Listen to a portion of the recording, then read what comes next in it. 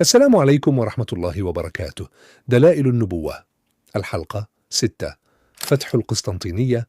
بشارة قبل 8 قرون. قال النبي صلى الله عليه وسلم في حديث مشهور: لتفتحن القسطنطينية، فلنعم الأمير أميرها، ولنعم الجيش ذلك الجيش.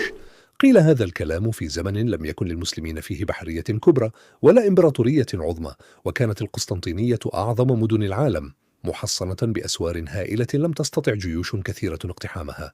ومرت القرون حتى جاء عام 1453 ميلادي، ففتحت المدينة على يد السلطان العثماني محمد الفاتح في الحدث التاريخي المعروف باسم فتح القسطنطينية. بشارة قيلت قبل نحو 8 قرون، وتحققت كما أخبر. فمن الذي يتحدث عن فتح أعظم عاصمة في زمانه بهذه الثقة، ثم يأتي التاريخ ليشهد بصدق كلماته؟